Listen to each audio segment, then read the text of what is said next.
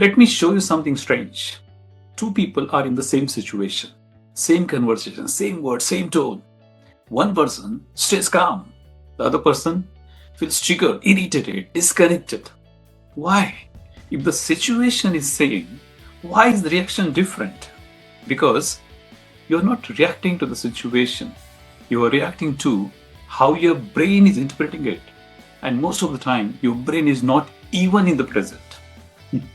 A client once told me this. He said, "Sir, whenever my wife becomes silent, I feel something is wrong." Now, silence is neutral, isn't it? But for him, silence meant danger. Later, we explored, we discussed a lot. In his childhood days, silence at home meant tension. It meant something bad is coming. So now, as an adult, even peaceful silence feels uncomfortable. Same situation, but different meaning which brain is giving to that. So your brain doesn't react to what is happening. It reacts to what it has learned to associate. What you are associating in that situation, that is giving the meaning to that particular situation. Now, what is the insight in this? The insight is that the brain hates uncertainty. Let's understand something powerful. Your brain's first job is not happiness, it is safety. And for the brain, uncertainty is equal to danger. So what does the brain do? It fills the gap. Example, someone reads your message but doesn't reply. The tone feels slightly off. A plan changes suddenly.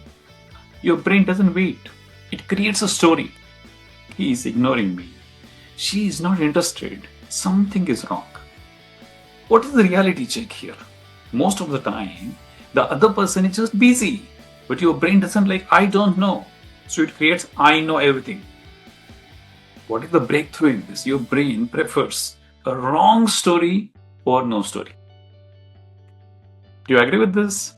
Now, insight number 2 is that emotional intensity is not equal to truth. This is a big one. Just because something feels intense doesn't mean it is true. Let me give one example. You feel they don't care about me. Emotion is strong, feels like real. But is it 100% true? Or is it just your interpretation? Your brain amplifies emotions to make you react faster. Because fast reaction is equal to survival.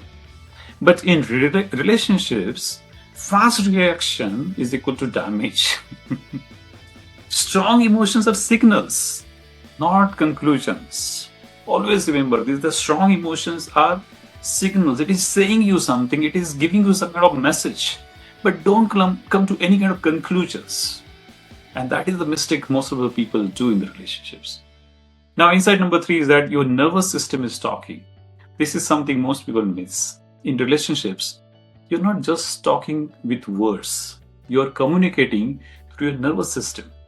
Example, you enter a room stressed, and even if you don't say anything, the other person feels it. Have you experienced this? That you enter that particular room and then you felt the energy of that room. Now, how this is happening? Because we are already connected. It's a kind of like Bluetooth kind of connection. You are always connected emotionally. It's an energy connection is already there. Now, insight number 4 is that repetition creates identity. Your brain learns through repetition. If you repeatedly overthink, get defensive, shut down, your brain learns that. This is how we handle relationships. Brain is learning in that process, and slowly it becomes your identity. I'm like this is my nature, but it's not your nature. It is your trained pattern. And you only created this. You have done repetition of behaving in a particular way in the particular situation, and that's how your pattern has been created. But it's not your identity. You can change it. It is just a trained pattern. So what you repeat emotionally becomes what you think you are. Now, let's do some kind of advanced practices. Let's go from awareness to transformation. Practice number 1 is that catch the story. Next time something happens, pause and ask, what story is my brain creating right now? Not what happened, but what meaning you are giving. That breaks the illusion. because it's your story. You are creating that story. Practice number 2 is that regulate before you communicate. Before you respond, check your body. Is your chest tight? Is your breath shallow? If yes, don't communicate. Calm your body first. Remember, motion determines emotion. So what is your motion? What is your physical state? Focus on that. Because a dysregulated brain cannot create a healthy conversation. So regulate before you communicate. Practice number 3, which I suggest, is change the emotional pattern. Instead of reacting the same way, do something different. If you usually withdraw, stay present. If you usually argue, slow down. Your brain learns from contrast.